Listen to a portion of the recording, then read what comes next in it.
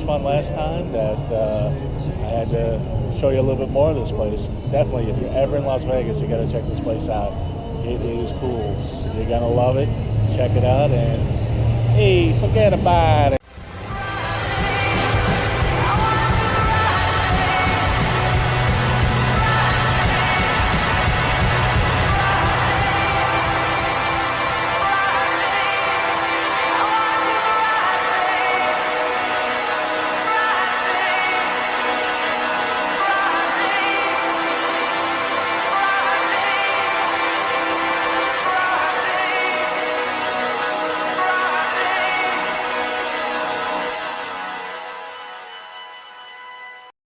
The town ostensibly was built by the mob. I mean, the casinos and things. Now, do you have any insight why Las Vegas and why not Pahrump or Sparks or Reno or another place?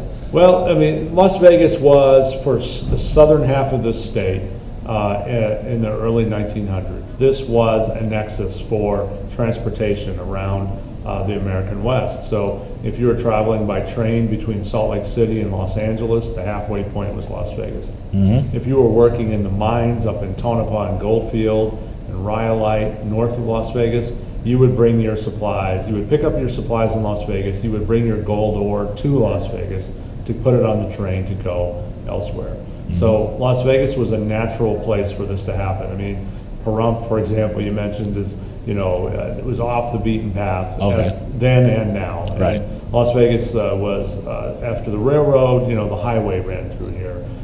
So Las Vegas was a natural place for that to happen. And then when Hoover Dam was being built in the early 1930s, Las Vegas grew and really became a hub for, extracurricular activities, if you will, for Hoover Dam workers and for our visitors who came to see the dam under construction. And it gained a reputation pretty quickly as an entertainment mecca, a place to have fun. Right.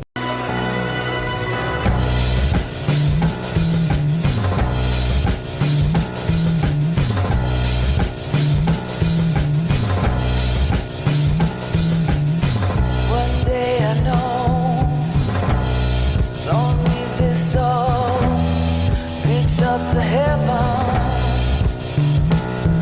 lights flying across my. The mob moved in here in the late 1940s, founded the different casinos that they built and operated, and so that's a very popular section of the museum, not only for Las Vegans, but for everybody. So this was kind of like a railroad stop town with a couple saloons before the mob came in. Yeah, Las Vegas was not a big place until the mob discovered that they could operate legally, not illegally. They could go legit in Las Vegas. Right. And they did that. They came in droves after about 1945, after World War II. You saw this influx of gangsters in different walks of life coming here and building casinos, operating casinos, and ultimately skimming from the casinos and sending that money back to Chicago and Kansas City and New York and so forth. And it was a good thing that they built the casinos because nobody else was probably had the money to build them, and the banks weren't going to loan money for them anyway. So that was a good thing. On the downside, they weren't paying taxes on a whole lot of their proceeds, and they weren't, they were sending money out of the state when that money, in theory, could have been invested here. But overall, they were responsible for turning Las Vegas from a town into a city. Reach up to heaven, lights flying across my eyes. Oh, it seems like this could be mine.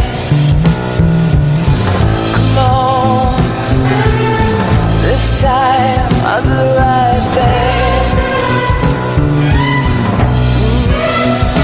Oh, baby. Any mobsters that come in and said, oh, that's not right, that's not correct, or cops or anything? Well, first of all, I would say yes, we have had current and former mobsters in the museum.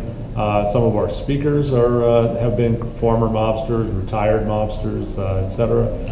We have some folks who, again, retired or former mobsters who appear at the museum periodically. Frank Collada is one of those people. He was a Chicago mob guy back in the 60s and 70s. who ultimately became a snitch. He was he turned on his fellow guys and became a witness. Right. He spends a lot of his time, being a former mobster and finding ways to make money doing that. So Right. we see him a lot. We have a lot of law enforcement people come through, current and former police officers from around the country, around the world. And for the most part, they're all pretty happy with the depiction of what we have. Oh, baby, baby, gonna do the right thing.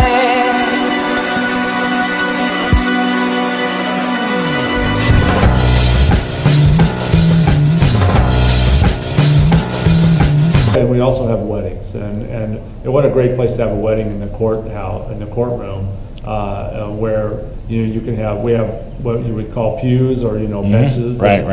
set up just like they would be in a wedding chapel or a courtroom, and we have this official kind of feeling, this officious kind of feeling to the room. So we have a lot of weddings here. Some of them are themed to be mob style weddings, if people Right. dress up in appropriate attire. Sometimes they're more conventional weddings, but sometimes we'll have celebrity involvement in the weddings. Oscar Goodman, I've mentioned before, he's officiates at weddings. Yeah. Frank Collada, the ex-mobster, he officiates weddings. So yeah, it's a fun place. Oh, really? Is he ordained, or is He is. You can do anything online, right?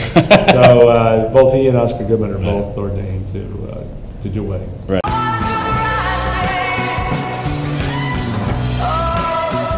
Right. Have you had any gay weddings here? I think we have. Oh, okay. Yeah, I think so. Does when the mob frown on that, or they don't care? Well, they're not really in charge here, but in theory, I suppose old-fashioned guys wouldn't like that. But Right. we're fine with that. Right. And